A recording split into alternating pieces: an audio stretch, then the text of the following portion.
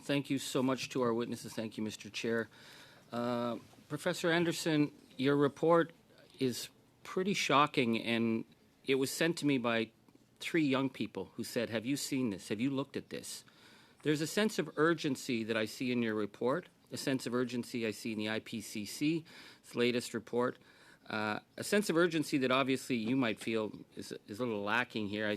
I want to invite you to the parliamentary version of the Netflix show Don't Look Up with Canadian accents, except that we've been watching this comet coming for 20 years and telling ourselves we can punt this down the road. You say the urgency, even if we take all these actions, we only have a 50-50 chance of making it at 1.5. What happens if we don't meet that target? Every fraction of a degree matters.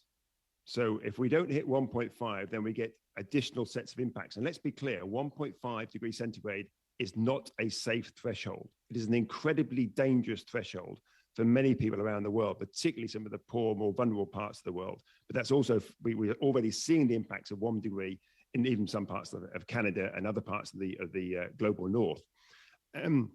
So if we fail on 1.5, we might get 1.6 or 1.7. Every part of a degree will increase the impacts and increase the risk that we'll get these other feedbacks. Some people call them tipping points.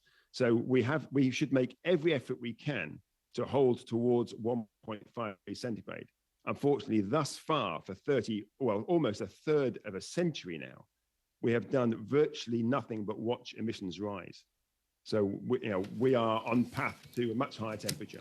Well, thank you. I mean, I live in northern Canada where minus 45 degrees is a norm in the winter, but in the summer we're looking at devastating fires of intensity that are very, very frightening, and people are concerned about the weather. I just want to say my Liberal colleague kind of thought you were being a little mean by saying Canada hadn't shown any leadership, but I would say our own Environment Commissioner just released a report where he called us an international outlier for our failure to act with emissions. And our Energy Regulator of Canada is predicting a 1 million barrel a day increase in the coming years, with only a slight decrease by 2050. But we're being told as long as it's all exported overseas, none of that will be counted as part of our carbon budget. Can we do 1 million barrel a day increase towards 2050 and give our children a livable future? Not if you think physics has any validity.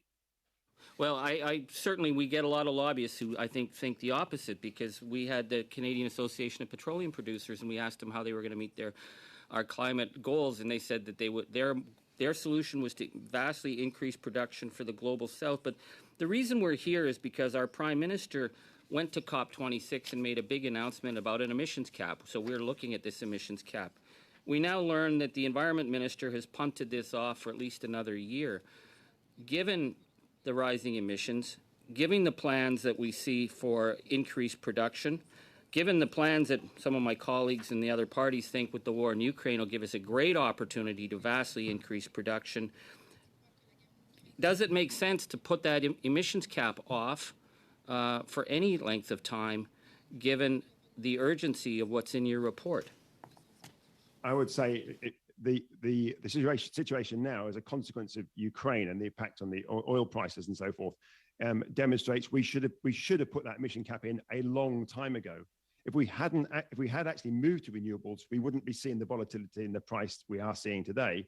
And the idea we're going to lock ourselves into yet more fossil fuels seems to completely misunderstand the situation we're in.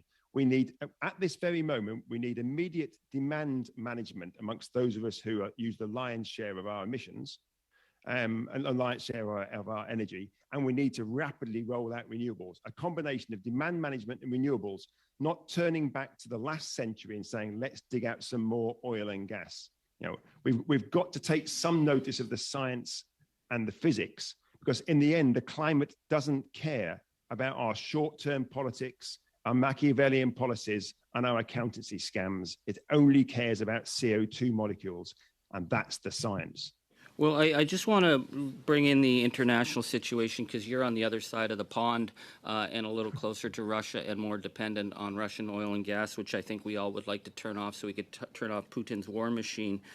Denchenkov Yaroslav, the Deputy Minister of Energy of Ukraine, has just sent out an international appeal saying do not give up on decarbonization goals. He's begging the international community not to get sucked into this oil race, but to turn off Putin's machine by moving forward with the decarbonization goals. So that's coming from the Ukrainian government. How possible is it in a European context to make a dramatic shift so we can deal with cutting off Putin's war machine, but also meeting our decarbonization objectives? In my view, if we were serious about this, we would be looking at demand management. This is a rationing issue. However way we play it, a carbon budget is by definition a rationing issue. But what we have not done is to cut back on people driving the very large cars or flying first class or business class. We have had no rationing in this at all. In the UK, we have people now who have the choice between eating or heating their homes. And that is because the people that use the lion's share of the emissions, the 10, 20 or 30% of the population in the wealthy parts of the world, because we are carrying on business as usual.